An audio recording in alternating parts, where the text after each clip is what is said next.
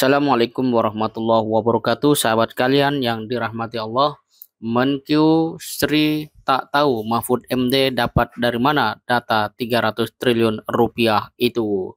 Nah, kenapa bisa terjadi silang informasi, silang pendapat, dan silang-silang lainnya? Sahabat kalian, kalau kita telusuri, sebelumnya Bapak Mahfud MD menyebut bahwa ada transaksi janggal senilai 300 triliun yang terjadi di pajak dan bea cukai. Namun, Sri Mulyani kemudian mempertanyakan hal itu. Dari mana angkanya? Nah, apa yang menyebabkan dua menteri ini menjadi beda informasi, beda data, dan beda sikap, bahkan pernyataan di ruang publik? Mari kita lihat, sahabat kalian. Seperti dilansir oleh Republika.co.id, Menteri Keuangan Sri Mulyani mempertanyakan persoalan angka transaksi mencurigakan di Kementerian Keuangan yang tembus 300 triliun rupiah, seperti disebut Menteri Koordinator Bidang Politik, Hukum, dan Keamanan Menko Polhukam Mahfud MD. Pertama, surat itu baru saya terima tadi pagi. Tapi karena sedang terbang ke sini, jadi saya belum lihat suratnya. Mengenai 300 triliun rupiah itu terus terang saya tidak lihat. Di dalam surat itu nggak ada angkanya. Jadi saya nggak tahu juga 300 triliun rupiah itu dari mana angkanya. Katanya usai mendampingi Jokowi Kamis 9 Maret 2023.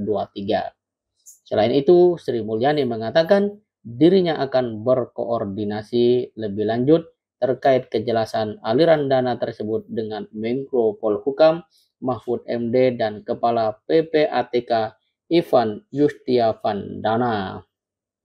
Nah, sahabat, ini menjadi satu hal yang cukup lucu, aneh, tidak habis pikir kita melihatnya, bagaimana kabinet yang ada di bawah komando Presiden Jokowi soal temuan data yang sangat krusial bisa seperti itu.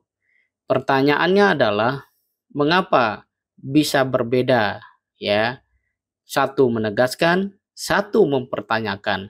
Padahal keduanya adalah menteri yang seharusnya informasinya sama, datanya sama, tetapi mengapa kemudian ini berbeda? Kalau dalam tinjauan logika, kalau ada satu informasi tentang satu objek yang sama, namun kemudian tafsirannya berbeda, itu kalau dalam konteks benar salah, maka tidak mungkin dua-duanya benar. Pasti salah satu benar, salah satu salah. Nah, pertanyaan lebih lanjut, akankah ini satu kebetulan atau ini bagian cara membuat teka-teki tentang longsornya moral dan etika pejabat negara yang semakin dibuat panjang? Kita tidak tahu.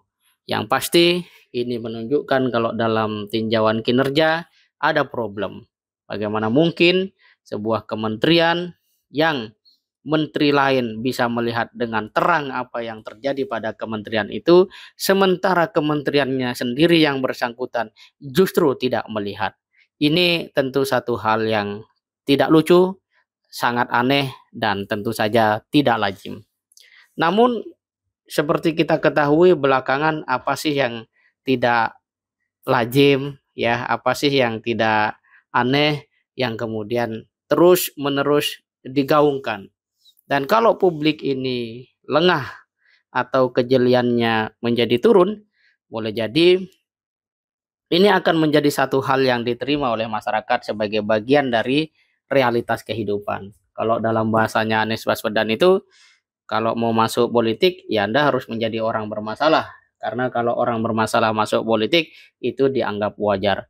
Dengan kata lain, kalau publik atau melalui media sosial warganet cenderung abai dalam mengawal masalah ini, sangat mungkin ini akan diterima sebagai satu fakta yang wajar. Oh, wajar sajalah, menteri ini, kementerian itu memang sudah seperti itu sejak dulu begini dan begitu. Sehingga effort untuk kemudian melakukan proses ya penegakan hukum, pembersihan dan seterusnya tidak akan terjadi sebagaimana harapan kita semua.